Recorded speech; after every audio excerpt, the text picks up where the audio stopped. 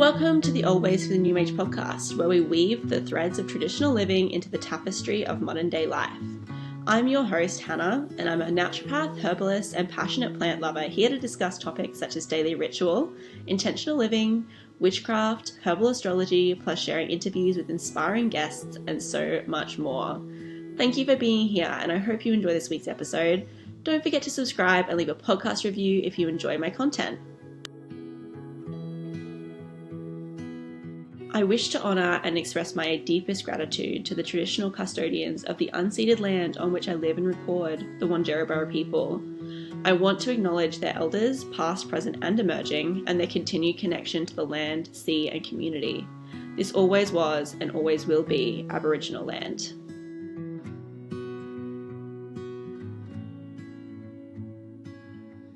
Hello everybody and welcome back to the Old Ways for the New Age podcast.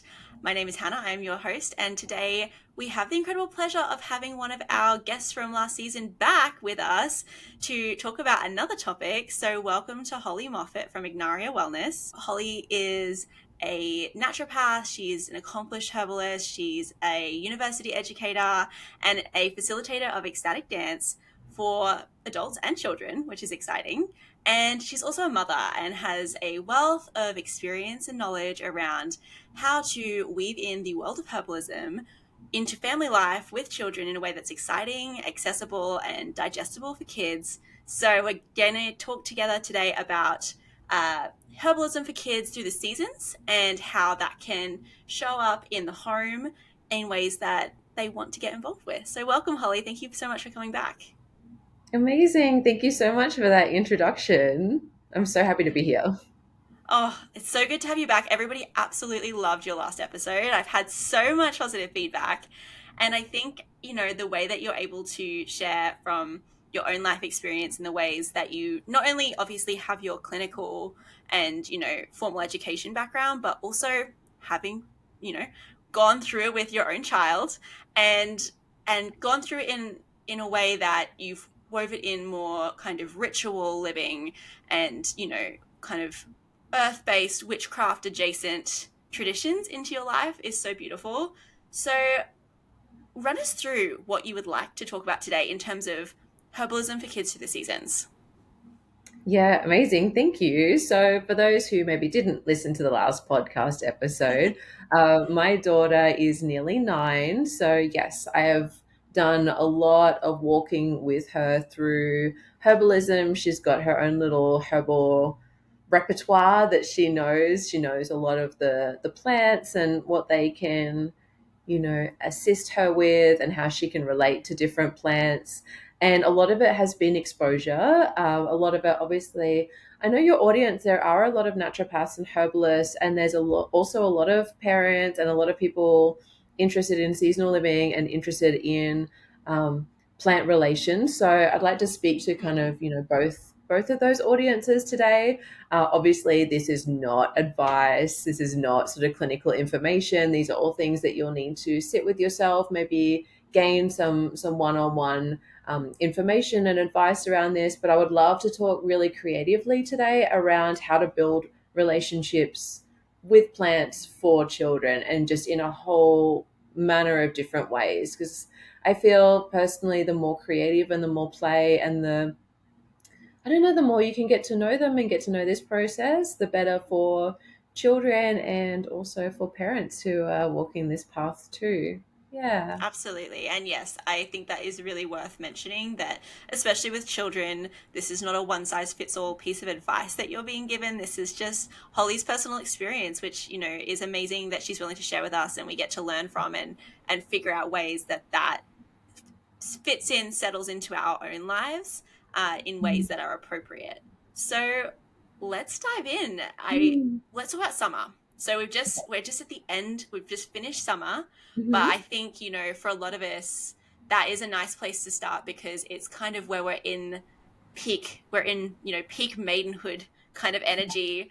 We're thriving. We're at the beach. We're in the sunshine. We're going for nature walks, and that's always I feel like it's almost the easiest time for people to practice herbalism because everything's in bloom and our gardens maybe haven't yet quite hit that very end of summer blasting heat that just fries everything. Mhm.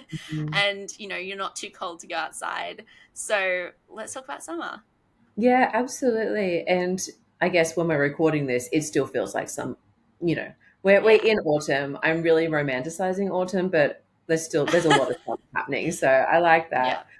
that. Summer, so definitely outside a lot. And I think one of the most iconic plants that we think of with summer is aloe vera. And aloe vera can be really fun for children to play with and for parents as well. Um, because it's got this beautiful cooling, tonifying, I guess, regenerative property. And you can grow it in your garden so easily. For those of us, we're in Queensland, so it grows really easily here in the Hmm. gardens. And that can be such a fun one because if you've ever had your own aloe vera plant and cut it open, it's so sticky and gooey and slimy and fun. It's like snail trails everywhere. So that's so fun for kids to play with.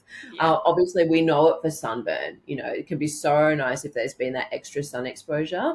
But for the parents, it's actually really, really good as an anti-aging mask, and it can feel Mm. really nice as a face mask as well. So that can be really fun to cut that open and to rub it on the skin and have a big stretchy play. It's also super nice if you keep it in the fridge because then it's got that extra Yes. cooling layer. So if you fill it sort of one side of it and make it so it's not scratchy, and then keep it in the fridge, and then you can use it as a cooling face mask. Even just if you're feeling hot, it can feel really, really nice. Another one is that I don't know if you ever get it or if your kids get it when you run through wet grass and you get that itchy skin. That can be a nightmare and drive everyone insane. And aloe vera can be really good for that. So can peppermint tea. That's another really good one for the itchies.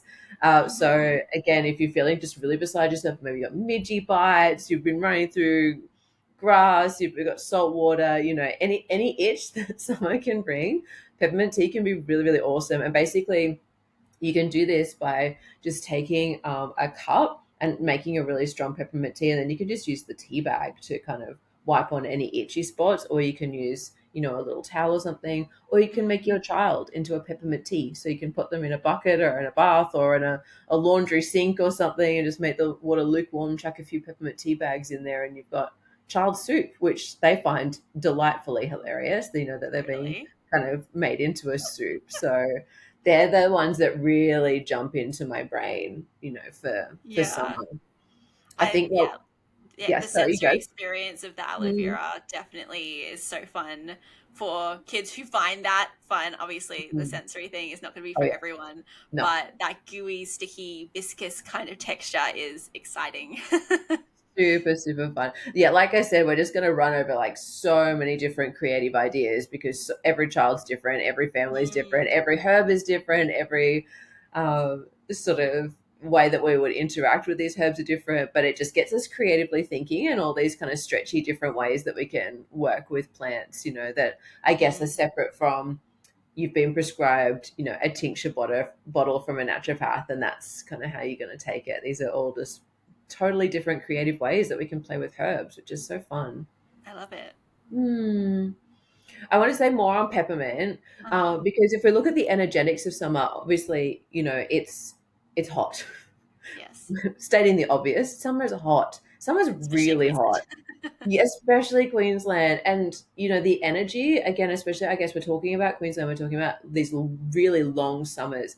The Mm. fire and the intensity of summer can be a bit fraying on little nervous systems. So inviting some cooling herbs, I know it sounds so obvious, but to play with these cooling herbs, making a peppermint tea ice block, just making a peppermint tea and Mm. sweetening it a little bit, and then you've got a peppermint tea ice block on those really hot days when everyone's tempers are just a bit done, a bit cooked. Or, some kids love peppermint tea, and, you don't have to have herbal teas as hot herbal teas. It can be a cool herbal tea. I love them Um, iced, yeah, in the summertime. yeah, So good. yeah.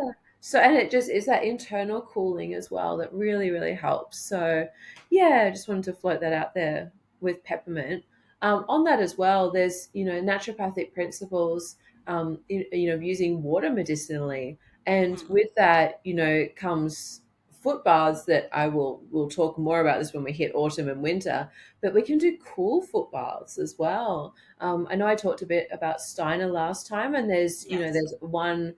wonderful recipe in Steiner of making a lemon foot bath, and you actually do this traditionally cool, so you make the water like a little warm but definitely not hot, and it gets better when it's cool. So that can be a super fun one. It's literally just an organic lemon chopped up and you know pushed through the foot bath, and that can be a really nice cooling grounding process for them.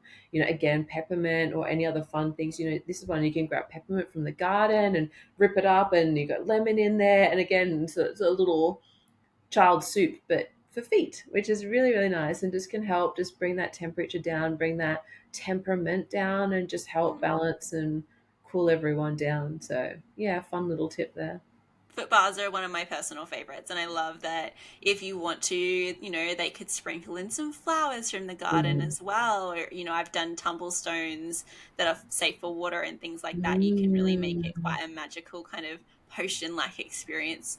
And then also, Mm. you don't have to fill the entire bath, and you get that spa experience, which is really nice. Have a little towel to step out on so they don't slip, and that just kind of adds to it as well. So it's quite a full circle experience with the foot baths. I think that there's something really beautiful about those. Yeah, absolutely. I love that you put stones in there. That's such a sweet idea. And you got that reflexology aspect as well as there's that Mm, magical glittering little crystals in the bottom. yeah. That's so sweet. I love that. That's Mm. amazing. And so what about with things like food? So you've mentioned peppermint tea as an ice block, Mm. for example. What are Yeah. other ways that you might work with herbs and kids in summer in the way of food?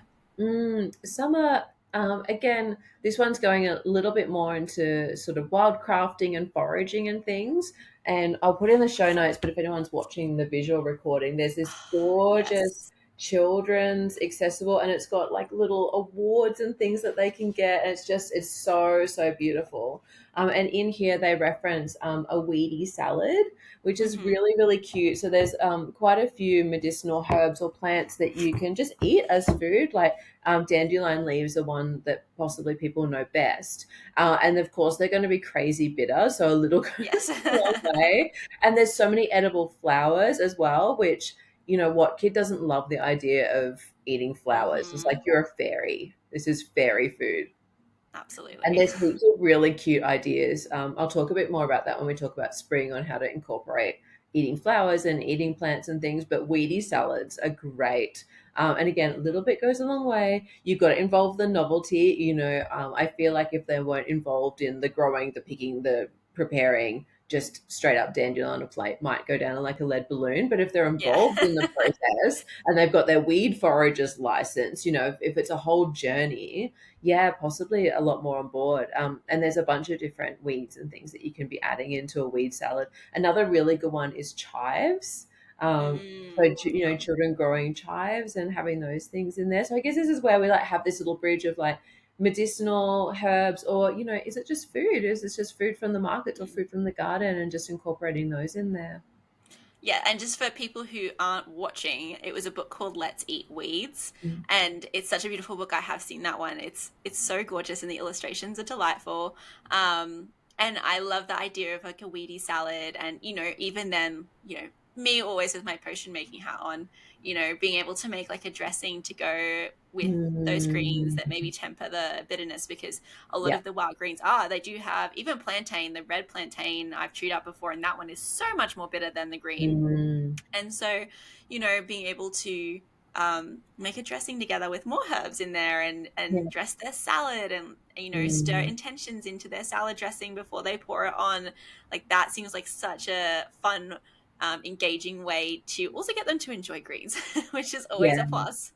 So cute. I love that. And yeah, you're so right. Like, especially a creamy dressing, Mm, like a coconut yogurt dressing or like a feta cheese style dressing, anything kind of really creamy is going to balance out that super bitter green. So, yeah, no, really good. mhm. Good idea there. I love that. And so with these kinds of things, like you've got your bath tea, which I always love to encourage bath teas. They're Mm. just another, again, creative way to bring herbs into your daily life. And this is like a form, this is definitely home herbalism we're talking about. And this is what I love about home herbalism is it is so accessible and enjoyable for people and pleasurable. And, it really does make herbalism practical Mm, and for everybody to enjoy. mm, I don't think that I don't love when herbalism seems like something you need to have a really fancy, well-stocked apothecary with all the bougie labels, and you don't need those mm, things. These are just really simple, practical ways that make herbalism normal. It's normalized. It's in homes. It's something that their friends might enjoy. mm, It's something that family members who aren't so much into the same things that you might be into might also still enjoy and reap the benefits of and understand, maybe start to understand. Oh yeah, peppermint tea when it's cool, it's in ice block form. That really just cuts that heat for me when I'm feeling so irritated. And they might start to also kind of bridge that gap and understand, the plants a little bit more. And that seems like a really great add-on benefit. But, these kinds of things, growing the plants, like you said, being able to grow some with kids too, makes it also very holistic. And you don't need a whole veggie garden if you don't have the space. I grow so many of my best plants in pots, honestly, like some of mm, my culinary herbs. And mm. chives are so cute when they go to flower and they get their cute Yeah. little like blossom flower. So do you have any herbs that you particularly like to grow through the summertime that stand out for Mm, you? mm. Definitely. Well, peppermint grows so beautifully. So definitely, when you were talking there, just made me think of something. And I guess a lot of what we're talking about today is traditional herbalism. And again, Mm, we can get this idea of, really, really therapeutic, high grade quality extracts, which, yes, there's absolutely a place for that. So important. But that's not what we're really talking about today. And I think we mm, can get stuck in, well, this is the range that's been trialed in the clinical trials, and this is the exact amount for this therapeutic window. But food counts. Food totally. absolutely counts. Tea counts. All these things count. And children, their little bodies and their little, internal biochemistry are so sensitive. They only need these tiny amounts. And the all the antioxidants and all of these amazing active constituents that are in the plant, they're still doing something in a body. Obviously we talked about peppermint before. We'll keep talking about peppermint. Um, and Sure. that's, we're talking about energetics and the cooling effect, but there's other herbs, with their active constituents that are still Mm, apparent, even if they just take a tiny little mouthful. Like we talked before about the dandelion greens, and for their little digestive systems, like a fairy taste of a dandelion green is still going to have a medicinal effect when they're digesting the rest of their meal. It's still going to be mm, wildly beneficial. So yeah, we're talking traditional herbs today, and we're talking about all exposure and all connection mm, and all energetics and all levels of these different I guess plants parts, like compounds, this full range of plant therapy, even visually, even touching these ground, there's so many different parts that we're talking to here. Building relationship with nature, putting your hands in the dirt, witnessing the seasons. Last time we talked so much about seasonal living, and we're talking, I guess, from a lens of seasonal living today. And I will get back to your question about what grows when. I promise you I'm getting back to my no, I'm point. loving this tangent. It's so But great. having this active communication, for me, it comes as a grounding and a landing of my place in this earth, and with Mm, my relationship, my active participating relationship with nature. It's things aren't happening around me to me, they're happening in communication. We're in relationship. This is deep, earth spirituality mm, through the simple lens of my chives are blooming. That's so cute. I'm going to go pick a little posy, or I'm going to ask my child to pick a little posy and put them in a little tiny vase and have them on the table. That there's mm, so much communication there of the plant has gone to flower. What is happening with the plant? How much of the flower do we take? That open discussion of sharing and mm, asking, and this co-relationship with our little plant teachers. And then we have them on the table and we can acknowledge them, and maybe we're having them in the salad, and it's just this constant building of this safety and this communication and this we're held in relation with earth. mm. Mm, Yeah, and I think it builds such a deep practice, and mm, it's going to help everybody learn the plants and learn that connection in such a multifaceted way that will stick forever. And that's what I mm, love about energetics is that, like, for example, we're talking about summer literally, right? Like we're Yeah. literally talking about the season of summer, right? And then we're talking about cooling herbs for summer. Mm, But then we can also look at summer as an archetype, which I mm, love. It's so mm. layered, and that's kind of when someone asks you like, "Oh, what herb would you use?" Or it's like, "How long do you have?"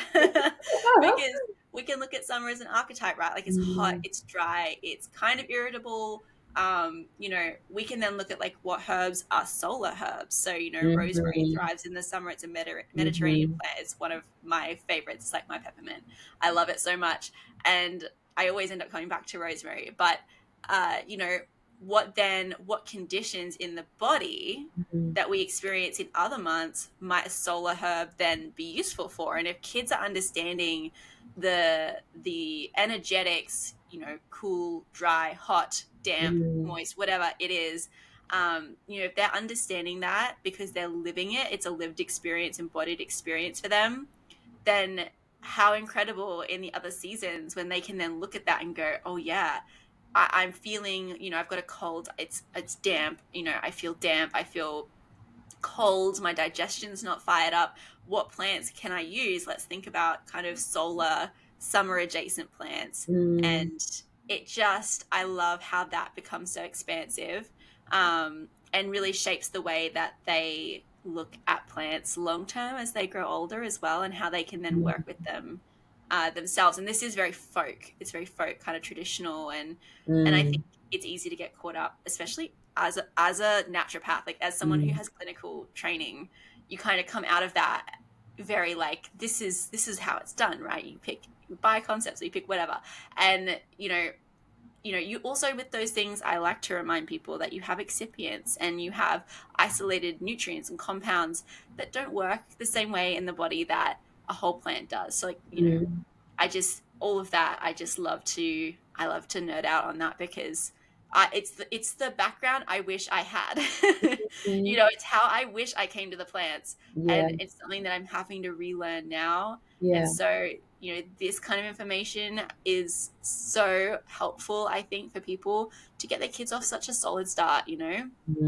Yeah, gorgeous.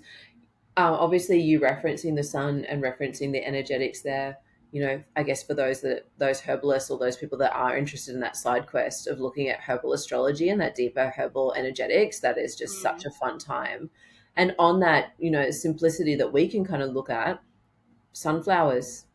yes. Sunflowers for summer, even dandelion flowers, those beautiful yellow Mm, flowers. Um, and there's gorgeous recipes where you can make, a dandelion syrup. And that's hmm so fun. Like kids love making a dandelion syrup. So And the there can be, fritters. I've always wanted mm. to try the dandelion flower fritters. Oh That's so yeah, cute. so cute. So, so cute. Yeah, and zucchini flower fritters, they're also yellow, hmm so they're really gorgeous too, playing around with those. Yeah, definitely. Yeah. It makes it very multi-layered. There's so many Mm, ways. Again, it's that creativity. Um, yeah, you know, and how many ways can we explore the same plant yeah, in our food, in a bath, in a face mask, in mm, a walk in the park where we pick something and look mm, at its flower. How many petals does it have? And does it have a scent? Is it mm. aromatic? How many ways can we explore that through a creative lens? Yeah, I love that. Yeah, super fun. One more thing that I wanted to mention for summer is I experimented with a fun traditional recipe last year and I really wanted to play with. It's a really traditional folk medicine recipe. And this is going way back to hmm like full folk traditional plant medicine, hmm using plantain actually. So the Okay. idea of making a plantain ointment, because plantain can be Mm. such a good remedy for topical owies. That we talk about plantain, it's always growing near children's play equipment because it's there like as a So plant true. ally for where they have a little accident. Um, but I played around with the recipe of making a plantain ointment because the traditional Mm. recipe was literally like scraping the lard off, your cast iron pan, drying out the plantain and just crushing it in between your fingers and getting it to the smallest kind of particle that you can. And basically, lard plus plantain equals ointment. So Wow. so fun to play with that. I did like a slightly bougie version of it. I was doing it with my friend Cassie. If you're listening, shout out to you. And she's got a Thermomix, so we blasted instead of rubbing the plantain between our fingers, we blasted it in the Thermomix, and then we've just made an ointment based on like what we have. We just use, I think, like um, maybe cacao butter, I think, and shea butter and bits and pieces, and I think some beeswax. Just got it to an ointment consistency, rub the two together, and it's just made such a fun little ointment for topical use. So that's a good one to have in the nappy bag when you're going out to parks and things, and Yeah, and incidents made before your child. are you leaving the plant material in that ointment? Yeah, Oh, interesting. yeah, super, Okay. super traditional. Yeah, That is very cool. And that, again, anyone can do that. Plantain mm, grows everywhere. Just, make sure you're not harvesting around dog parks yeah. or the side of Mhm, the road where there's lots of fumes, but mhm, it grows just about everywhere. And yeah, it's, you can find the broadleaf and you can find the narrow leaf and you yeah, can talk about the differences mm, and and make something like that, which is so mm, experiential. I love that. That's yeah. also Again. a fun thing to do with a friend. Yeah, so fun. Again, we'll link that book that I mentioned earlier on the show notes, and there's another one, the Weed Forager's Handbook, and that's a Mhm. super helpful one just to help you with spotting characteristics, and yeah, those helpful foraging tips for those who want to get started with foraging. Yeah. Totally. And Mm. so what is one of the favorite herbs you like to grow or plants you like to grow in summer? Like what's one that Yeah, you I guys think use a lot other we've than talked to a peppermint? couple of them, which is Yeah. great. The more I'm trying to think now because I don't think I have You're my on the spot. working. I don't think I have my working gardening. I'm like, gosh, am I going to get the wrong season here?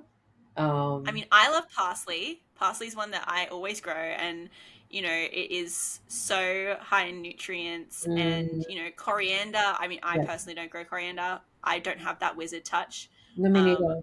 I think it's a Queensland thing actually. I'm just gonna dump that as a Queensland thing. It's not us. It's the climate. Yeah, it goes to seed way too fast. I looked it up once and it's like a matter of a few weeks that it Mm, goes to seed in. It's mm, wild. But coriander is really great for I believe, helping to bind to the heavy metals. mm, And mm. these things, they're just culinary herbs that we all know Yeah. and we kind of take for granted. But Mm, those things, if you pop some fresh coriander in your curry, that's going to do so mm. much for you. Even you um, can hide them in so smoothies too, actually. They're really good for mhm. hiding in smoothies. Like you can actually put a tiny little bit of parsley in a smoothie, and as long as it's got chocolate in it, it's not going to be noticeable. Obviously, don't put a handful of parsley. You will notice a handful of parsley, but a small amount, a child serving amount, Yes. they won't notice. Mm. And like lemon balm in a fruit smoothie, so good, so Mm. refreshing. And I so love making kind of relaxing. mocktails. Yeah, Mm. mocktails in the summer for kids, so good. Mm. Mm. Making like the puree, I've done a lot with strawberries and lemon balm, and then mixing it with sparkling water, and that's so good. Good. I want that. I I need know, that level it's of chill. delicious. That would be so nice. For those who aren't so versed with lemon balm, it's a really, really nice nervine anxiolytic. So it's ultimate chill. So yeah, I love it. hmm Mm. So, what's our next season? It's autumn. We're in it right now. We've Autumn, just entered yes. into it. Honestly, like not that I'm playing favorites, but autumn is my favorite. Like, What did they say? and Season of the witch. yeah, totally. Oh gosh, I love it so much. And I'm that person that like starts. I want to start dressing autumnal, but it's still 1,000 degrees, Yes. and I'm just kind of in this denial space. But energetics of autumn, like for us, honestly, it's going to kick in maybe later this month. We're recording in April, so yeah, probably later April, definitely into May. Cozy, warm, all your warming spices. Again, like when we are talking about like medicinal versus food, cinnamon. Cinnamon is like top tier My favorite. autumnal. Yeah. Cinnamon scrolls, like again, kids are going to be super, super happy about a cinnamon scroll.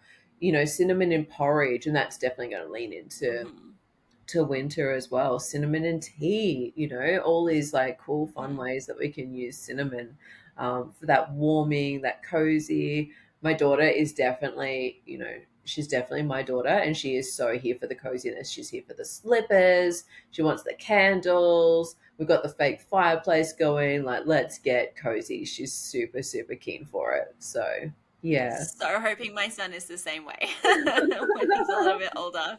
Yeah. That's the dream, I have to say. That's the dream for me. Mm, mm, mm. And so, what would you guys? Obviously, cinnamon. I mean, I'm here for it. I've been called the cinnamon girl. I am a bit into it. We make our apple pie oats. We make apple pie oatmeal, Mm, which my son actually loves, and we've ended up doing kind of year round for him. But I yeah. generally, when it was just me, I would bring it out like autumn, winter, Mm, and we do like the nut butters with the fats and all sorts of beautiful mm, things in there. Sometimes nutmeg if we're feeling exotic, yeah. because it has that distinct flavor, you know. Yeah, yeah. But what kind of things would you be doing in autumn to work with plants Mm, with kids? I love that apple pie. Like it's iconic standout of autumn. And I guess like just a throwback to last time when we were talking around, seasonal festivals and food that you're bringing through in the festivals. So that can be a really beautiful way to weave these foods and these flavors in. There's a Hmm. few autumnal festivals and then leaning into your winter festivals as well that it could be apple pie, bring it out every year. And then you got that repetition. And I'll talk, I guess, a bit more at the end around like how to kind of organize and set reminders and like kind of practically weave this in, Yeah, I love because these can all sound like super great ideas, but then you that. kind of get overwhelmed and you don't know where to start. So I do want to talk to that at the end. But part of it, yeah, is this repetition of like every, Mabon, we're doing this, so we start to kind of bring these seasonal um, repeats through, which can be super Hmm. nice. And with that as well, I have, marked in my calendar every year in sort of later autumn, we're going to make an oxymel and we're going to make an elderberry syrup. Like at this point, I think it's actually, it's law if you're a folk Yes, herbalist when it hits late absolutely. autumn, like something just clicks in your brain. It's like, it is time to make the elderberry syrup. We Yeah. must make the elderberry syrup. And then, yeah, all your warming spices can come in with that one as well. But yeah, they're calendar prompts for me. And then, because elderberry syrup is obviously ready to go, but an oxymel takes a good month. So I kind of have a Hmm. calendar prompt when we're getting into that later autumn phase. Okay, it's time to make the oxymel. And I get my daughter to help me with it. And so she knows we're making this, we're preparing. Autumn is preparing. We're preparing for winter. We're gathering all of the things that we need, to kind of help navigate through that winter shift. So yeah, there's some of the ones that we have in our diary. I love elderberry syrup. I Mm, make it every year. I made it a little earlier this year, and I have ended up using it a couple of times. My husband ended up mm, getting really sick, and mm. you know, I this is a little bit more on the woo side, which I know you still appreciate. Of But for course. people who are here more for the information, less for the woo, um, I was like, why? Why do I feel like I need to make it sooner? And sometimes Mm, just listening to those nudges is what you need to do. And, I mm, think we've all had those moments where we go, I should do this today, or I shouldn't do this today. And then we do the opposite of the thing that our intuition or, our spirit or whatever is telling us. And mm, then we have regrets. But this time definitely I listened and I made it early, and it was like a lifesaver because he was quite ill, and so we were mm. able to use that a bit early. But it is the time you just feel the weather start to shift and you go, yes. And I love adding cinnamon to my elderberry syrup, and your citrus and things like that are really fun to add in. Mm, And mm. also I wanted to also mention, like, also a bit of the woo, but sometimes, well, I love to talk about the apples, like with kids and the apples, where you cut the Yes. apple like down. I don't even know how to describe that, but through the middle, and you get the five-pointed star, Yes. which I think you talked about in the last episode when we talked more about the sabbats as well, doing the sabbats Mm, with children. But mm. that's really fun, and you can even do that as you add it into your syrup or whatever else you're Yeah. making. There's a bit more of a ritual element, but Mm, mm, also your fruits and veggies mm. are medicinal, right? Yeah. More than just vitamin C. So, strawberry leaves, I love to talk about, if we're talking about summer, Mm, strawberry leaves have such a wonderful benefit for the body, not only nutritionally, but they can help to stop diarrhea with kids. And so being able to go and pick the tops of strawberries and make a strawberry top tea or something like that mm, mm. is a nice way too. And so we just shouldn't forget about our fruits and veggies.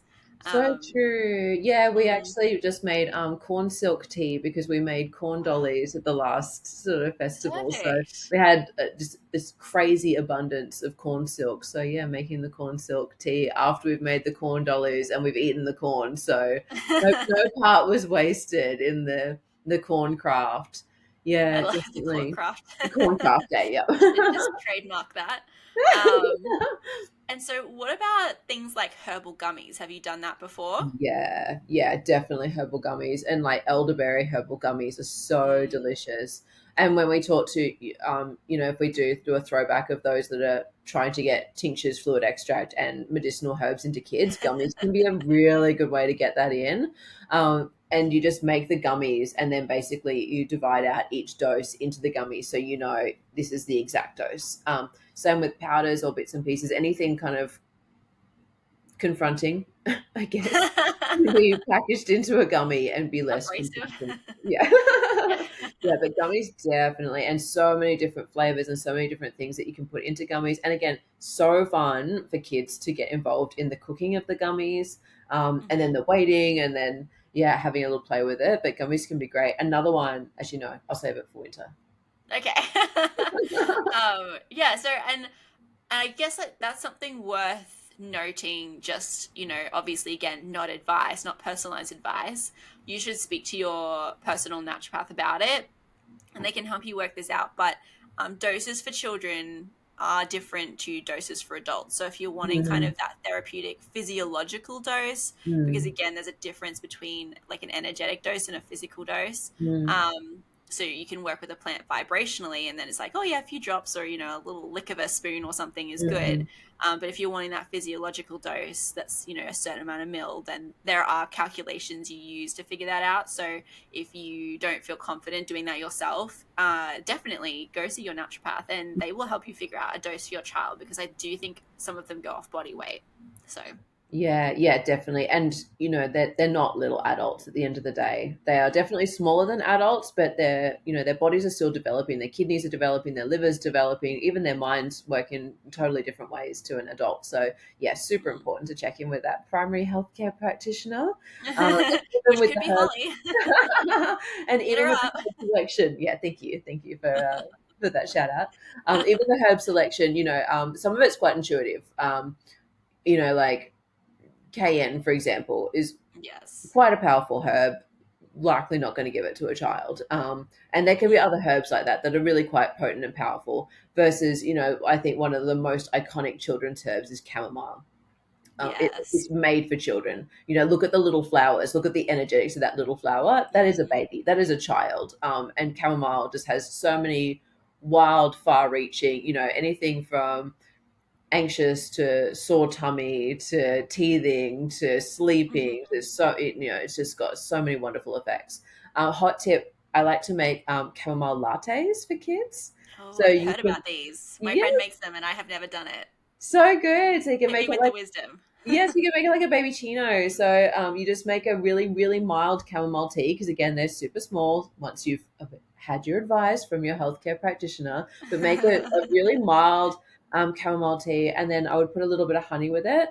And Mhm. we were always running the soy milk, so I'd like warm a bit of soy milk, and then just use a little stick blender. So you combine Froth it that up. tiny little bit of chamomile tea. I'd make it like a small, like a shot, I guess, because we're making a latte, a shot of chamomile tea with the honey, and then most of it being that foamed milk. And then if you want to be extra fancy, a dusting of cinnamon on top, and Mm, a marshmallow because why not? Can't have a baby why chino without a marshmallow. Yeah. not? You But could even so get cute. very, very creative and make the marshmallows with marshmallow root if you really wanted to go all out with it. Yes, You could if you've got a yes, full day or two and you want to yeah, just like, invest time into that, which I will do. I That's something on my bucket list of things I want to make is the marshmallow root marshmallows. But yes. yeah, it's Do such a you cool know what, idea. Hannah? It was on my bucket list for the longest time, and I can now proudly say I have done it. I did it. I did it How were last they? year, and my daughter helped. And this is like spoiler alert, this is going to be one of my winter ones, but that's okay because it's so important. I did it. We did it together. They are so jiggly and delicious and wonderful and spectacular. And so the elevation of our hot chocolates now with the handmade marshmallows, and they had Mhm. such a good jiggle. You had to sit them on the plate and they do the little wiggle. Top Yeah. tier, amazing. Yeah, so It's worth gonna it. go. It's gonna happen this season coming. I can feel it in Yes, my bones. And yes. there's so many fun things with marshmallows. We're probably skipping ahead. Are you doing marsh? We'll do marshmallows in winter, and then I'm gonna talk about somebody who makes these marshmallows, and I'm gonna explain something. It's like, also We're just too like add it on excited. top. I know. We're too excited about. Oh, I'm going to talk about the marshmallows. But okay, we And can contain ourselves. Yes, we will just wait just like a few minutes. It will be soon.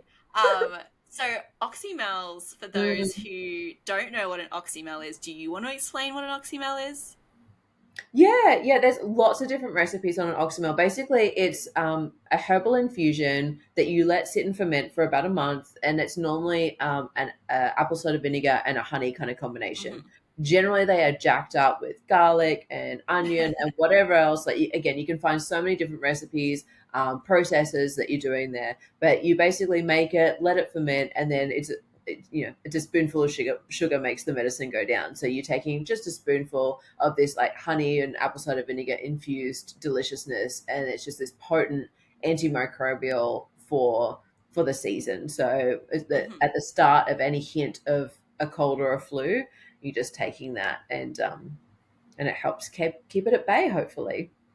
Yes, and another one I've loved and have been experimenting with is elixirs, which isn't something we Mm, learnt in uni, but is something that a lot of mm, folk herbalists make, and that is the blend of mm, alcohol, like your alcohol base with honey, and that is nice too. And my son has used the elixirs, and he's only one and a mm, half. mm. Um, but that's a nice approachable way, and then you can kind of once you get going with your vinegar and honey and your um, alcohol and honey, you can then start to make cool things like, you can do shrubs and you can do Yeah.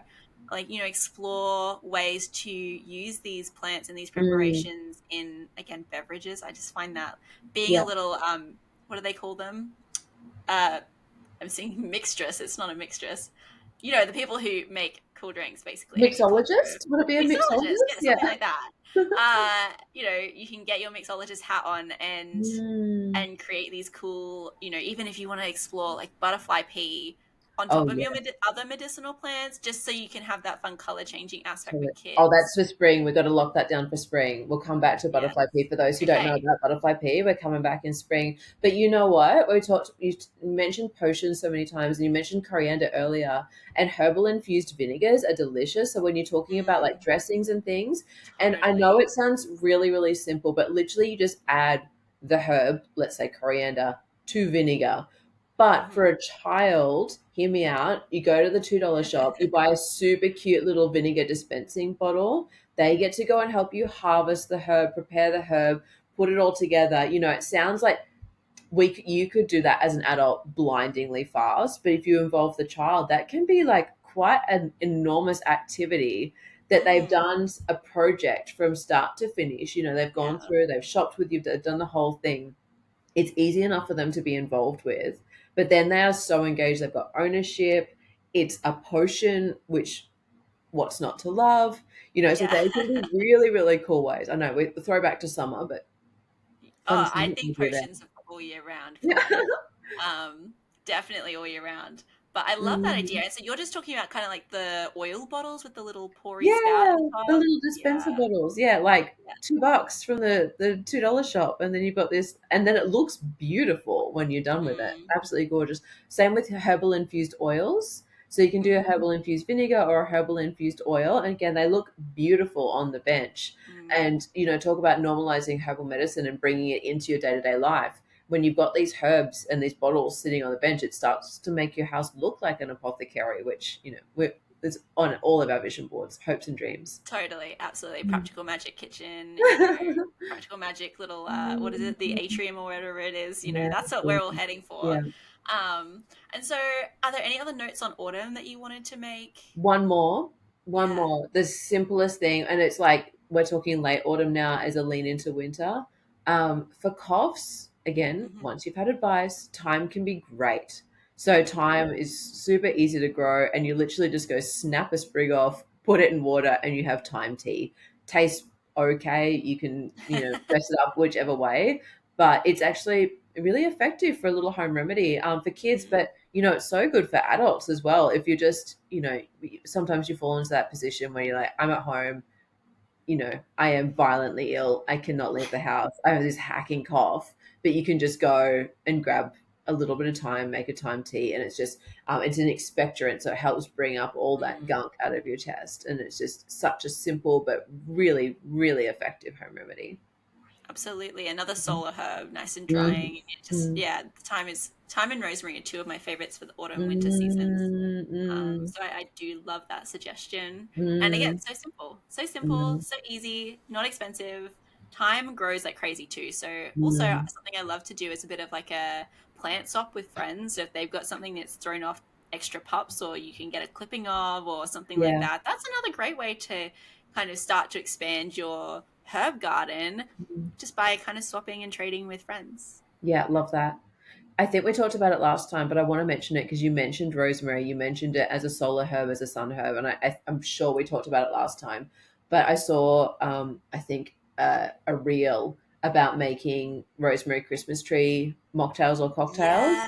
Yes, That is such a totally. fun one. So you just get like a little short glass, you get your tiny little sprig of rosemary, and you pop a little bit of water in the bottom of the glass and put your tree in sort of, so it's going to sit in there and just peg it up or like somehow like wedge it up. I think I use chopsticks to hold it up, put it in the Hmm. freezer, and then you've got basically a little tree planted in a glass, and then you can add soda water, bubbly water. For the adults, you can throw gin in there, and all the little bubbles like land on the rosemary branches, so it looks like little baubles, or it looks like snow, like a snow globe. So again, Yes, so cute. I've made that for my daughter, and she just thought it was like hands down the best. Like such a cute little thing to have a little tree in your drink, and it looks like a little absolutely. Christmas tree. That was my intention for last Christmas, but we ended up doing something a little bit different. But maybe this Christmas, or Yep. yeah, this Christmas. Because for us, it's interesting because something like that, this is where this kind of blend of southern northern Mm, hemisphere kind of comes in hmm. because it's an Yep. ice drink which we wouldn't really do in winter. Though Yep. in saying that, if you had perhaps a home where you know back in the day you just had a fireplace, those kind of thing, you're in a snowy northern kind of Mm, climate, you would have very easy access to snow, and frozen things would be a lot easier. I know my husband growing up, they would stick drinks out in the snow instead of in the fridge because it yes. saves space and it would Yeah. keep them cool and frozen. And so, Mm, and he's from Canada, so it's kind of that interesting mix. But definitely, we got Yule coming up too, yep. so like we could do it in Christmas in summer and it's nice and cold, or we can do it because it's festive and we can do it in Yule. So yeah, Yule time. So it's just we live with a foot in both worlds. Yeah. You got two I chances. feel. That's what I'm hearing. You got two Yeah, opportunities. all the Miss chances. one, just Great. catch it on the next one. It's all good. Yeah. Okay, so let's jump into winter Okay. because yeah, winter kind of Mm, um, winter we start to turn inwards. We're inside a lot more. mm, Hopefully, I mean, one last note: it's like autumn and winter. I don't know if this is something you're planning on talking about, but I love simmer pots, and I've talked about them a lot. And not only mm, do they release the aromatic oils into the air, so you're actually, you have these compounds flying around your yeah. house, Yeah. um, and you can walk past the pot and give it a good Mm, whiff, and it's fun. I had my son, before you turn the water on, he helped me put in some cinnamon yeah. quills the other day and things like that. So you can do that as Mm, well. And we did one without fruit the other day, so we could use it for like a protective, like wash for to put like wipe down surfaces with and things like that. love it. Um, so you've probably done that kind of cleansing and Mm, clearing, hopefully, for the winter months because you're going to be spending so much more time inside. yeah. You want your home to be like spot on clear, like energetically and Yeah. physically, and then we're heading into kind of the underworld, so to speak. So Mm, what approaches do you like to take with kids? Because also I think winter is probably the harder time for people to engage with herbalism because they're like, mm, some people get seasonal affective disorder, some people yeah. just generally hate winter. Yeah. So how do you like to make that exciting Mm, and bring mm. that in? That's so interesting because I tend to do a bit more in winter. I think because I do too. I'm I think that's home the a lot herbalist more. thing. Yeah, Yeah, because I'm just there a lot more. Whereas actually, I would have to say summer is probably my least engaged because I feel like interesting. it's just a runaway train. Um, Yeah. it's like I think I talked about it last time. Like you are locked in, all the plans that you've set, all the goals that you've set. Like you are on the roller coaster now. It's on. So yeah, I would say winter for me is probably the most because I'm just home a bit more. But I love what you said about the simmer pots, and absolutely, simmer pots are so fun and so many ways you can engage. Like you had your son, in there helping, and I know you've mentioned like stirring intentions into there, which is Mhm. so fun. But like sometimes you do put fruit in simmer pots, and again, like a slice of orange for the simmer pot, a slice of orange for the kid, a slice of Yes. orange for the parent.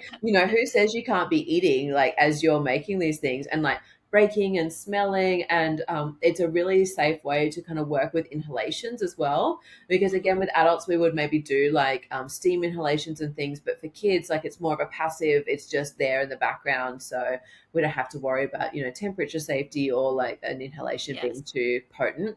And with Mhm. that, we would look at like the smoking bundles or different plants that we would use as incense or smoking, but that could be too intense for a child, too intense for the environment, especially if the environment is closed. You've got all the doors and windows locked, so it can just be a really gentle way to keep that air clean, and just smelling amazing. And scent shifts our perspective. There's so many different volatile oils that are in there, literally shifting our energetics, our perspective, our mood, our Mhm. emotion. So really, really gentle way to be approaching that, which I love. Yeah, no, it's great. Mm. It's one of my favorite things, and it's so easy. It's so easy. Mm. It literally takes 2 seconds to do. It may Mm. not be the most like late, although your child, depending on how old they are, could help you prepare the fruit, or Mm. something like that. Or if you're picking, I think I did do some fresh. I think I did some fresh plants in this one. Maybe some rosemary. I think I picked Of fresh. course. Of course, Just rosemary. casually. Oh, Rosemary was there um, we too. chucked some sage in this time. We did sage for a bit Mm. more clearing, which Yeah. was really nice. And obviously, sage, well, may not be obvious for everyone, but sage is also great for like respiratory health. And if you do, Mm. have an illness or a respiratory illness, sage is great for Mm. that. Also, quite drying. So, Yeah. um, Another that one for that is tea trick as well. Literally just go out and rip off two sage leaves, or sorry, respectfully ask permission and harvest two sage so. If leaves. you have a toddler, it's probably going to look more like the ripping, Yeah, for sure. But kindly, kind yeah, heart. kindly, And then you kindly. just straight into a hot water, and you've got sage tea. Yeah, it's such a good one, and it's. I think sage can be quite pleasant. I think, Yeah, me too. um, and if you again getting kids used to these flavors so Mhm. early is Mhm. only going to do them favors. Yeah, It's only going to help them later in life when yeah. they're feeling unwell. They know they can go grab some sage leaves, and also the Mhm. flavor's not going to bother them. They're not going to go. Mhm. Sage is only for roast lamb, which I Yeah. think a lot of us have that association from our childhoods. Like sage Hi. is gravy and roast lamb, or something like that. Yeah. Sage is a beautiful plant to use in a variety Mm. of ways. Mm. Um, so yeah. So what else in winter? So Yeah. what about like apple ciders, things like that? I've definitely done that before. Definitely, definitely. I like a children's version of a mulled wine, like if we're talking winter solstice, apple and black currant juice warmed up in a pot, Mm. and then you can put orange in there, you can put cinnamon, you can put star anise, and then you've got all these beautiful things floating around in this, this virgin mocktail of a mulled wine. And then again, adults can have a different simmer pot going, with actual wine, but it looks visually beautiful, and from start to finish, quite a process. Something that I was thinking of earlier when we were talking is, I mentioned with the vinegar or the infused oil, that's something that you could do at pace really quickly, or it can become like almost like a half day event for a child. And just like as a bonus side action, that starts to really encourage this concept of slow living as well. That Mm. this, making a mulled wine or a mulled juice sort of simmer pot can be quite an activity and can really extend out, which just slows our nervous system down, is grounding, is beautiful. And if you repeat this action year in, year out, every winter solstice we make this, then it starts to create this knock on effect where as soon as you start getting these things out, your system will start dropping. Like this is it. This Mm. is now happening. This is what we're doing. I'm totally present with this. My child's helping Mm. me, chop the apples or whatever we're Yeah. putting in there, and so they're really engaged and in with it, and it's an activity to pass the time with them. Again, if it's winter and we're indoors a lot, there's Mm. maybe less activities. Maybe it's been raining for days and they haven't been running around the yard, and so any activity is welcome at that point. But yeah, that can be a really nice way of Yeah. inviting that slow living. Again, when we were mentioning scent and smoke bundles and things, rosemary, making smoke bundles with the Mm. rosemary and other herbs, and then you've got rosemary all over your fingers, and that inhalation, and That that resinous, really, like yeah, that gentle. It's wonderful to throw in the bath too if we're thinking about again child soup. You can throw a few sprigs Yeah. of rosemary in there, and again, they can be playing it, they can smell it, and that volatile oil just helps open the airways and can be great for sore muscles and things too. So, Hmm. some other fun And I, ways. I've seen, so this is where I was going to kind of mention the marshmallow thing because it's the same Yes, person, but let's I do don't it. know if you follow Dr. Jackie Wilkins, who has Harlish Medicines. Yes, So she yes, does the stunning. rose kind of heart scented Mm-hmm. marshmallows with the Mm-hmm. dark chocolate drizzled over Mm-hmm. the top and the rose petals. Mm. That is on my list. Yeah. And also, she makes herbal maple syrup. It's like herb infused maple Mm. syrup, and that is on my list too. I love Um, that. and I'm trying to figure out like the method she used, but I'm assuming it's sort of simmering your. So she uses some roots Yeah. and some spices and Yeah. simmering low heat, like long, Mm. low and slow with your maple syrup, and then you could use that for pancakes or you could use it for Oh, drinks. And I think something I it comes up a lot with people is the sugar thing. mm, And I think the herbalists, you might disagree. I think people who are more prone to a folk tradition of herbalism are less afraid of sugar.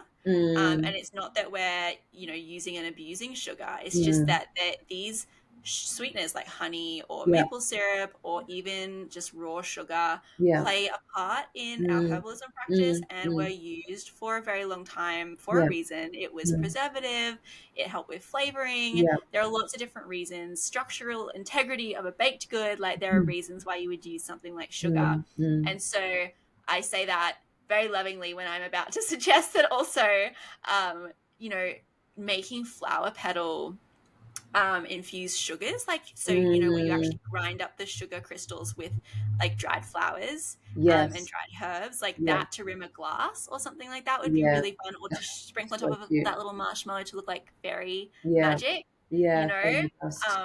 Yeah, that I think would be so fun too. Yeah. I love that.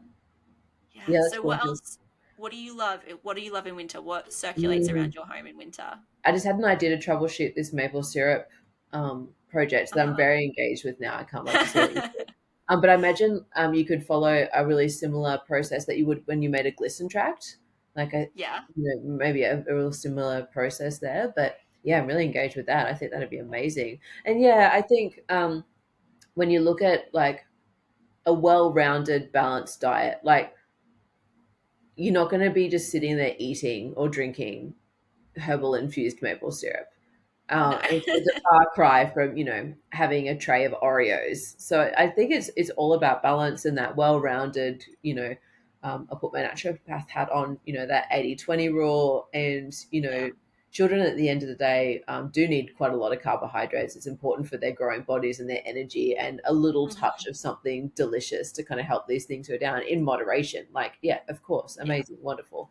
And as a delivery vehicle for herbal medicine and for these things and for just a culinary experience and this diversity of different foods and different things, and make it enjoyable. Totally. Yeah, it's about pleasure. Our life should Mm. be pleasurable. Otherwise, kind of what's the point, you Yeah. know? Like, I think that Yeah. we should be able to enjoy ourselves. And, Hmm. I think if you're making a herb infused maple syrup, then that is enjoying yourself in a safe and, balanced way, provided, like, that's not going to be your medicine. But see, even elderberry syrup is Yeah. usually honey or maple Super syrup. So, sweet. Mm. I think you're not going to use it every day forever, but it Mm. is part of like a seasonal practice, and it is part Yeah. of making things at home and making things fun and approachable for kids and for Mm. myself. God, I love an elderberry syrup. I'm into it. I'm into like a herbal simple syrup I've done before with like Yes. lemon verbena. We did some for our wedding. We did like a Mm. peach and lemon verbena Mm. mocktail and like things like that. So So I think if good. you, yeah, use it in a way that makes sense, that is, Mm. balanced and, uh, enjoy it for what it is instead of, Yeah. bringing the psychology into it where we maybe don't feel good about having something like that. Just be Mm. able to enjoy it for what it is. I think there's so many it opens up a whole other realm of how to play Yeah. with plants. So, Totally. And at yeah, the end of the day, it's medicinal, so it's going to be in moderation. yeah, Mm. totally. You'll hit a Yeah. limit of how much you can have. Unless you're my husband. Generally, most people. Yeah, Mere totally. mortals, yes.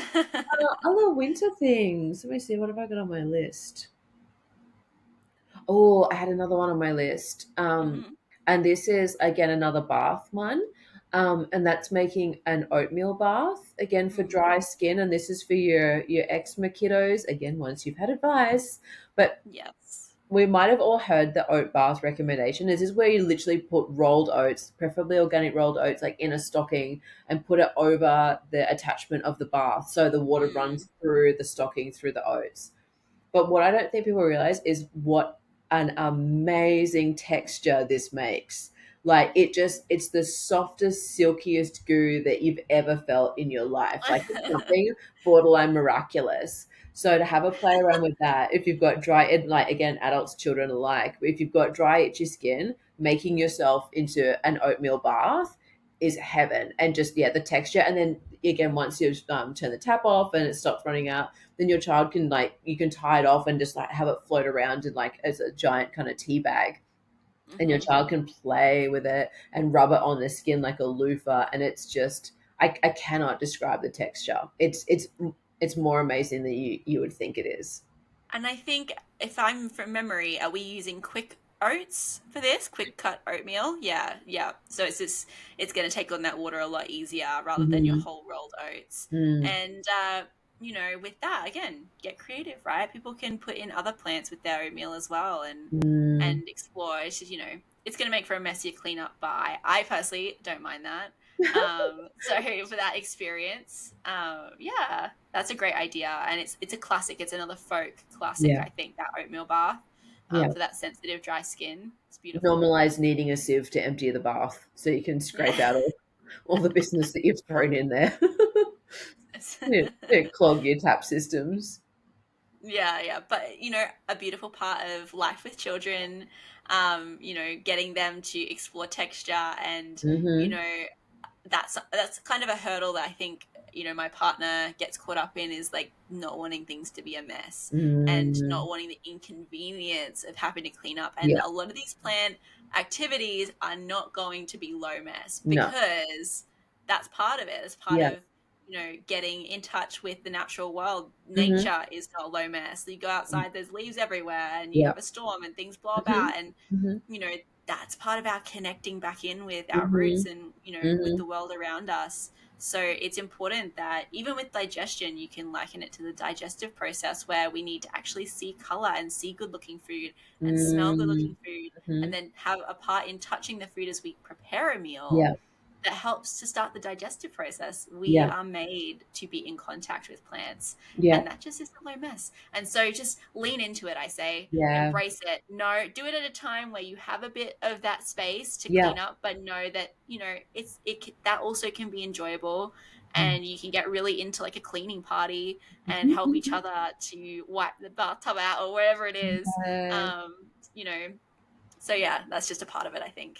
Yes, and like having the headspace of being prepared for that and just going, yeah, this is okay. This is going to be a mess. Anyone that's ever done sensory trays will know this. Like you have this perfect, oh no, better idea, Play-Doh. But anyone's had like, you've maybe you've made your own Play-Doh or you've got your own Play-Doh Hmm. and, you've got your green, your red and your blue. And then your child comes along and smushes them all together and you just got that eye twitch. Like sometimes you just got to let go with love and be like, yep, that's a choice, not maybe Hmm. how I would have Play-Doh'd, but your Play-Doh, you go for it. And part of it is creativity as well.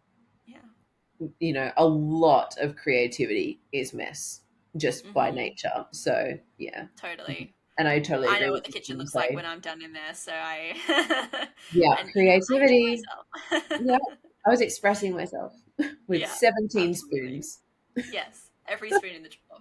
Totally. Um, and so do you also use butterfly pea in winter? Is that Mm, something you yeah, use in winter? yes. Dual use. I like it for winter and I also like it for spring. Hmm. Um, so for those who don't know the absolute magic of butterfly PT, it's a wonder. It's a science experiment. But basically, if you make it as a tea, it's blue, and it's this gorgeous, vibrant blue. But then if you Yeah. add an acid to it, it turns purple. So the wonders of that science experiment are endless and ceaseless and wonderful. And your Hmm. child is likely to be very engaged with this. I love Yes. it because it makes, like, obviously winter color coordinated is blue. Hmm. So strike one for winter. We're also in the underworld, and I love the, like, the depth and the moodiness of, like, if we want to look at tea leaf reading, like, let's go like way woo, like, but if you like crumple your butterfly pea up and do like a tea leaf reading with it, then that's Okay. so, it's winter, it's mysterious, it's blue, we've got all these things going on. So I love it for winter Hmm. for those things. But then I love it for spring, like if you want to turn it purple, I do turn it purple in winter too, but you've got the fact that it's that vibrant. You can again make like super cute mocktails and make it bubbly, make it fizzy, with like a bit of Hmm. soda and put some other cute things, maybe some lavender syrup or something when we're talking about like making Yum. herbal simple syrups, like lavender super simple syrup is gorgeous. Yeah. And you need that like purpleness because sadly, for those playing along at home, lavender does not Yeah. make, when you see it It's on so Pinterest, you're disappointing. like, so cute. And then you make your own, you're like, this is Yeah. not purple at all. This is not the aesthetic that I had in mind, but butterfly pea will bring home the purple aesthetic. So we can make it happen. Yeah. Mm. Yep. And I've done that. So for my baby shower, we did like a fruity like berry lemon drink and then Mm. froze the butterfly PT in ice cubes. So Yeah, as the ice cubes melted, the drink slowly changed color. And cute. that's a fun way like to play with a sensory experience with kids as well. Yeah. Watching the ice melt into a Yes. tray of lemon juice or something would be so fun. So cute. Um, there's so many ways to explore butterfly pea. Mine's actually flowering right now.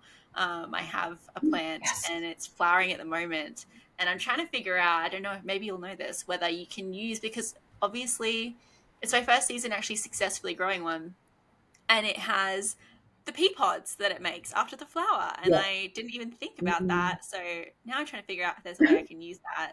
Um, but Yeah. I think butterfly pea for both those seasons is a great idea, and I Yeah. love the idea of the tea leaf reading, and that's really fun too Mm. for kids if they like to get into the mystical, magical realms like we do.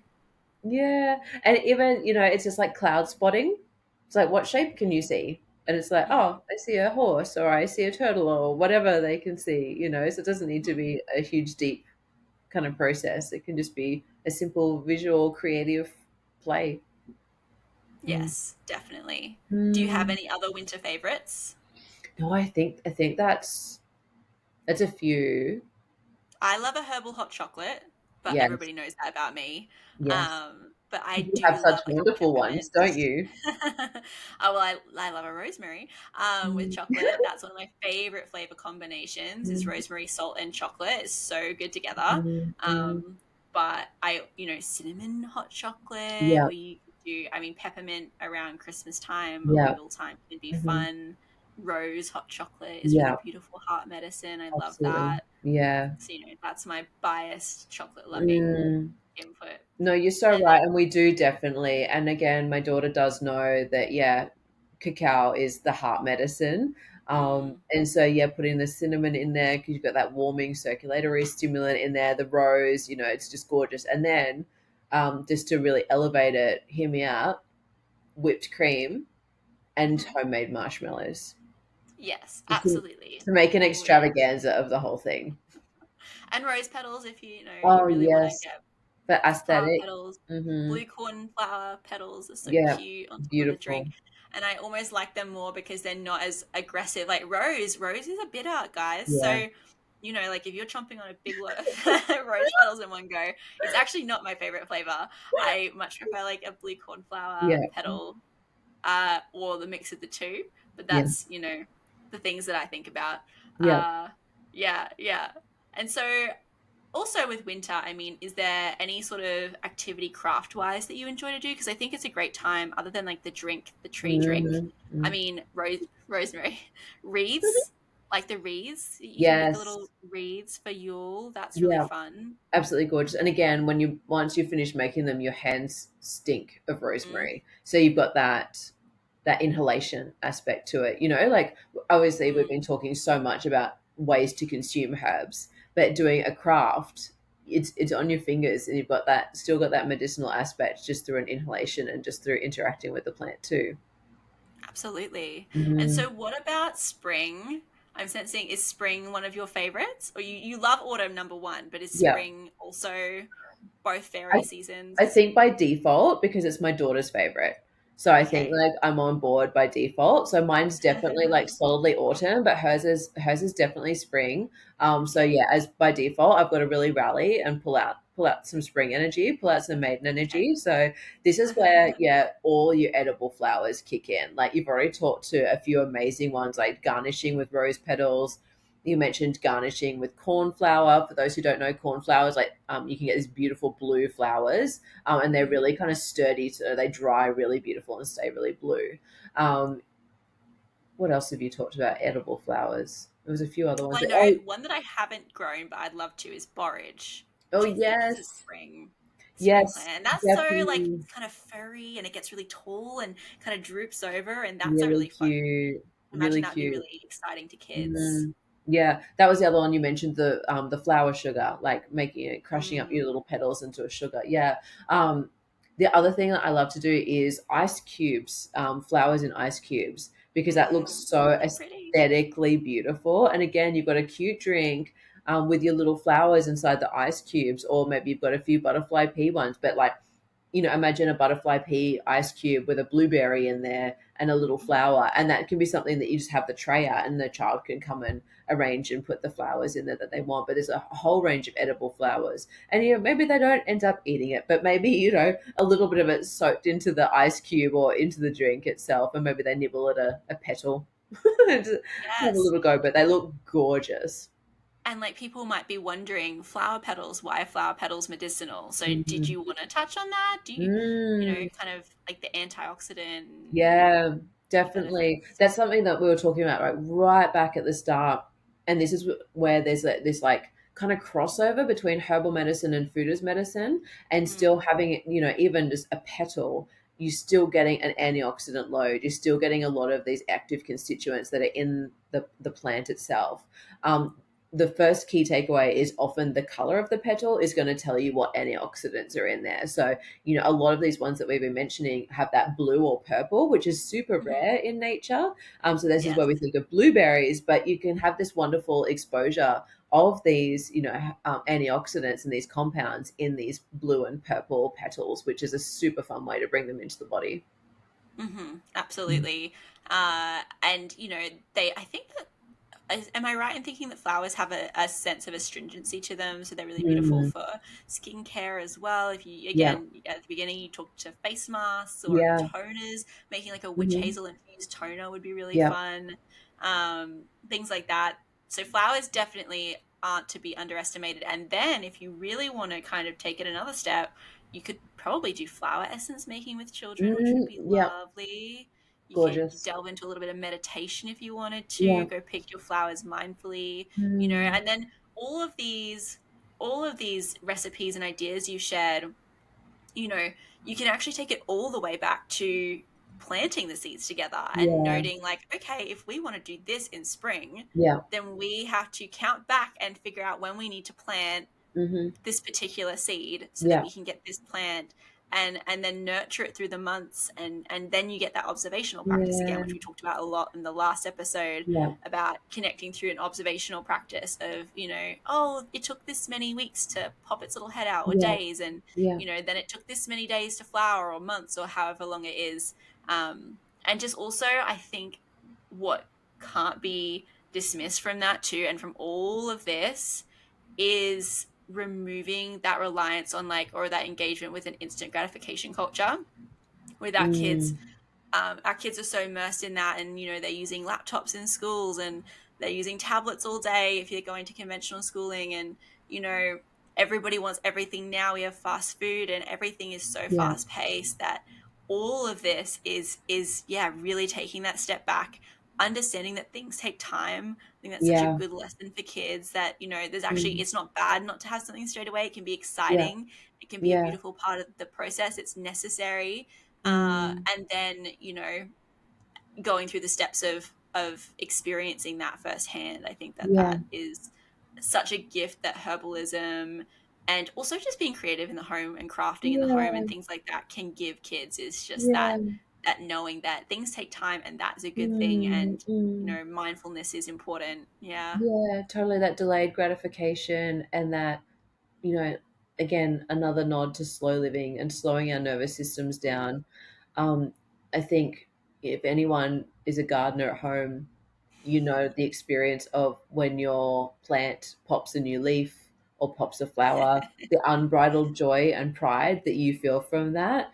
And if your Totally. child is also engaged with gardening, the unbridled joy that they have from, yeah, when the seed pops out, or when it starts shifting and turning into different things, or when it starts Hmm. flowering, or when it's finally actually time to harvest it and see what it is. You know, you just can't underestimate the excitement, the novelty, the hard work. They feel really proud. You know, it's that come full circle. This project has come full circle, and yeah, it makes Yes, such a huge impact on them. absolutely. Mm. And so, are there any other activities or recipes you love in spring? Mm. I think we've talked to a couple of them. You know, definitely the ice cubes. There's a few other ways you can use ice cubes too. We talked about oil infused herbs, and this is Mm. another way to preserve herbs is that you can actually make oil infused ice cubes. So you just, instead of putting Hmm. water in the ice cubes, you put oil in there, and then put the herbs in there too. So your culinary herbs like your sage and your coriander and bits and pieces, and that can be things that you use as a base when you're throwing in cooking and things. So that can be another fun way to put things together. Um, Wonderful. the flowers, there's the other ways that you can incorporate the edible flowers too. I've seen beautiful recipes where people will get it like a soft cheese, like a soft goat cheese or something, and actually press Yes, all the flowers into the roll, and rolling it it's so up. beautiful. Same with butter, you know, so herbal Yes, I've infused seen butters. butter used a Yeah, lot. it looks Yeah. visually stunning, and on a presentation board, just looks absolutely gorgeous. We've done flour pressed cookies, Hmm. so where you actually have the cookies and then maybe candy. I've candied violets before and used Hmm. them to put in the icing on top as well. I've seen dandelion used that way too to make like little sun cookies and things, but I guess it's more of a summer thing. But I don't know if you can handle Definitely making inspired. that Yeah.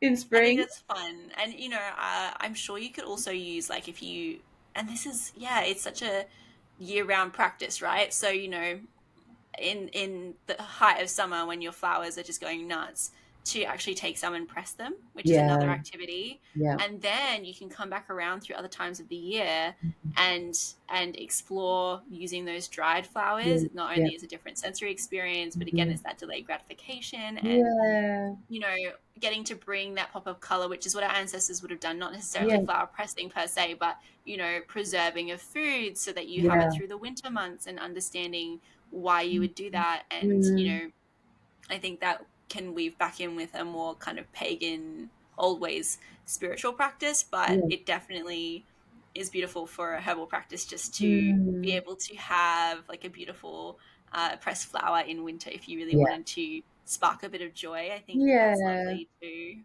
Again, it's Um, been raining for days, you've been inside, everyone's mm, bored. Let's make some joy. And like what better yes. way than that hot chocolate that you were talking about, that herbal infused hot chocolate with all the cute little toppings, and make it really, really gorgeous, and make an event out of it. Again, slow, delayed gratification. This is a whole process. We're going through all the steps together and we're making it together.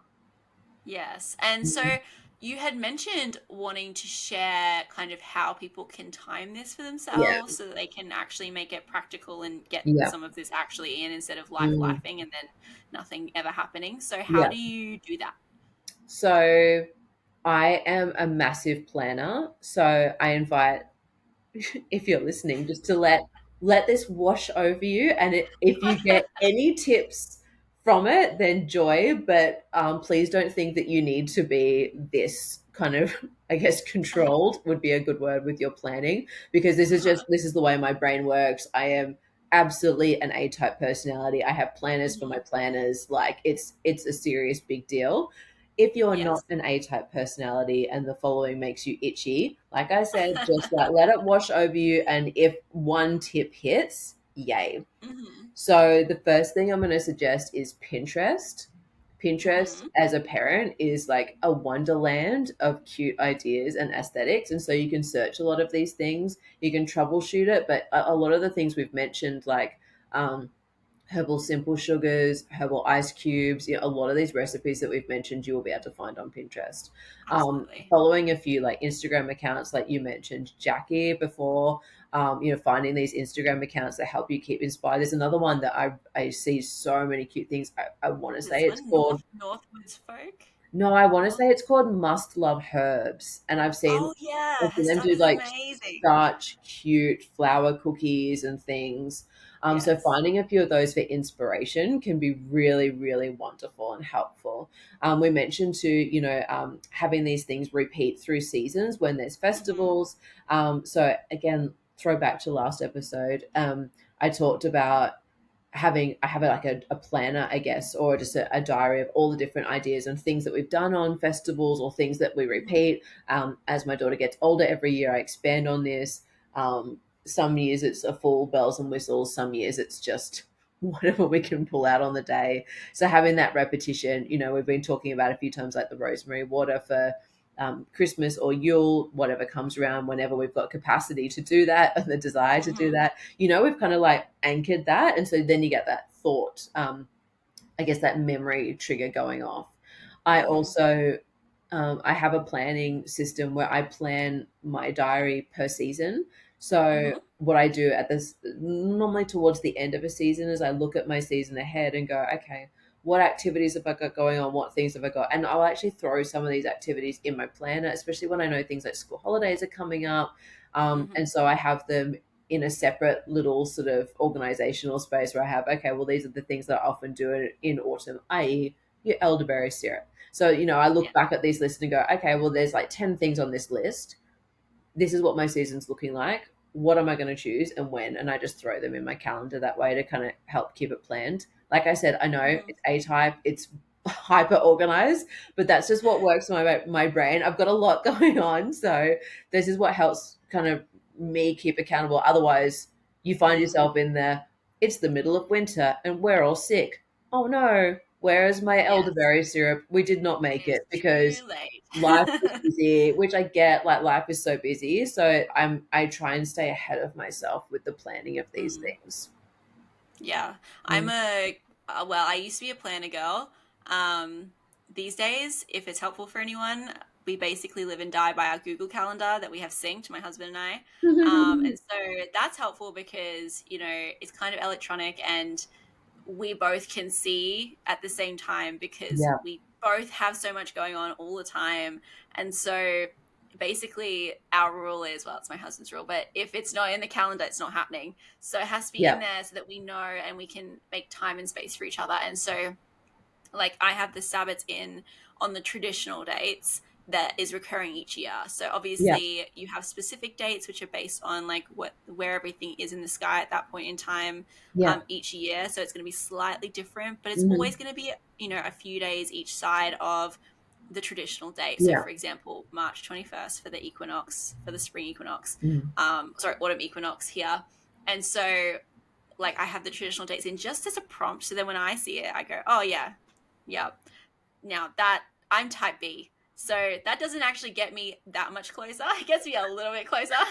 But if you really want to, I think that's a really nice idea sitting down and, you know, maybe even in your phone. I'm always on the go and I don't always have my diary. mm, So in my phone notes, I'll keep like running notes mm, of maybe like each season and just mm, jot down if I see something on Instagram or or you can save it to folders on Instagram if you yeah, find cool things. And that way, when you have a second to sit down, you already have the suggestions there.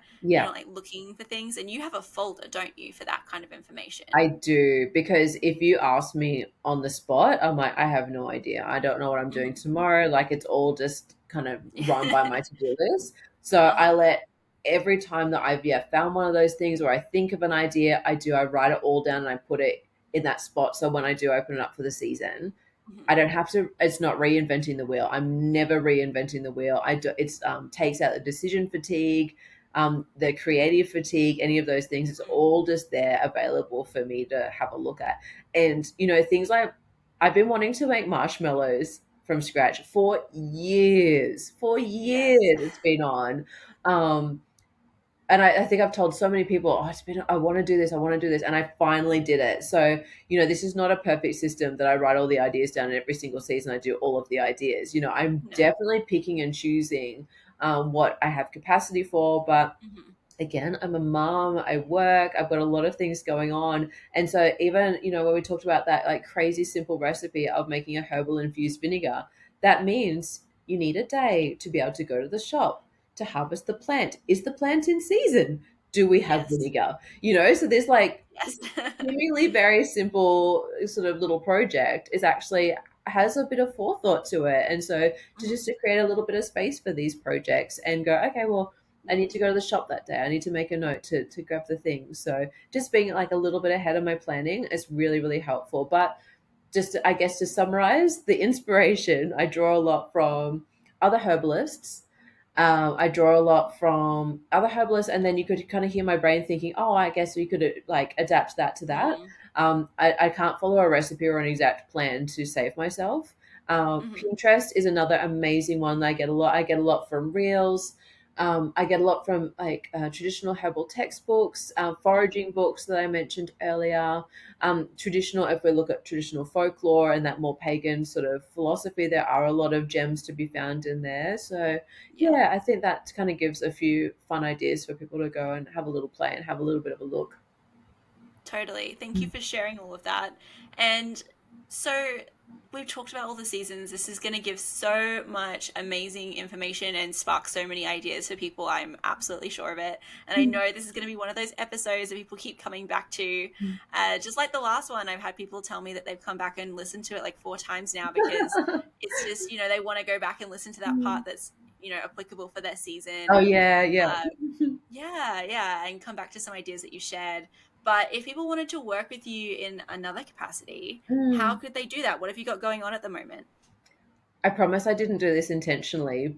We did it as a medical disclaimer because we do need to say that you do need to check in with your healthcare provider, especially when you're working with children. So I promise this wasn't intentional, but I am a healthcare provider. I am a naturopath and I do one-on-one consultations. So if you are unsure about is this herb safe for my child? How do I dose herbs for children? If you're interested in herbal medicine for children, I work with a lot of children. Yeah, as a traditional naturopath, one on one, I do mostly online consultations these days. So I am available for that. And also on the back, as a bit of a passion project, my friend Cassie, that I mentioned earlier, her and I are actually doing seasonal making workshops. So you can come and Amazing. play with us for a day. And every season we have a different workshop where we're making herbs based on the season. We will be doing a food, a drink, a medicinal, and just like another little fun project. So you'll be making all those on the day and get to take a lot home with you, as well as some informational material. So, yeah, that's available. We've got the So next one cool. coming up, I believe, in mid May. That'll be Hmm. a very late season autumn one. And then we've got another one in winter booked in already, one booked in for spring. And I think we're doing one right actually, technically, at the end of the spring, which is going to be our summer one, maybe making Summer. Christmas gifts and things. So we've got all those laid out. Everything can be found on my website. And if in doubt, just send me a message. I'd be super happy to chat and see kind of what would be the most supportive and helpful if people have questions or would like to work with me in Hmm. some way. That's amazing. And those workshops sound so good. And Mm. how generous. That's so many different things you get to make. How long do they run for? They're a couple of hours. So, Hmm. yeah, they'll be running normally, off the top of my head, I want to say it's between it's definitely morning till you've had food. I don't want to I don't want to be on Yes. air saying exactly about That's, it because I yeah. don't have the details in my head, but it's a long morning. Yeah. Yeah. I love that. And so your website is Ignaria Wellness, am I Yes. correct? Yes. We'll put it in the Yeah, show notes because I know it's an we absolute will. handful to to try and write that down. But yes, it's Ignaria Wellness, and I'm also on Instagram, so you can find me there. Yes. And if anybody hasn't listened and you're jumping in and you're new and you haven't gone back to listen to the original episode that Holly and I recorded together, then definitely do that because that one also was chockers full of incredible information. And that one was a bit more based around seasonal living, but in a more traditional pagan adjacent aspect. So looking at, ritual with kids and how to bring in the Sabbats and the Wheel of the Year with children and do that in, ways that make sense for their age and how you can build on that practice. So if that's your jam, then you should definitely go back and listen to that one, and you're going to love that too. And just thank you so much, Holly, for coming and being so generous with your wisdom and your experience. And I hope that people go and follow you. And, if they want to come and do an ecstatic dance with you, I'm sure you'll do another one at some point. And there's just so many ways they can work with you. So thank you again. And I hope you enjoy this autumn season. Yes, I am. I'm living my best life. I've been drinking my autumnal tea. I've got my autumnal candle burning. I am living So it up, good. even though it's still quite warm, but It counts. It it counts. We can, can live. yeah. We And can live thank in you. autumn land. I will. And thank you so much for having me on. It's always so fun to just chat and share and just be able to talk herbs. And I've learned things too. I learned so much from you. So it's always so fun to have a good chat. So yeah, really appreciate it. Oh, thank you. And hopefully, maybe again, maybe we'll talk again in the future. So, yeah, again, enjoy your autumn season, and Mm. I'll talk to you soon. Thank you. Bye, Bye. Holly.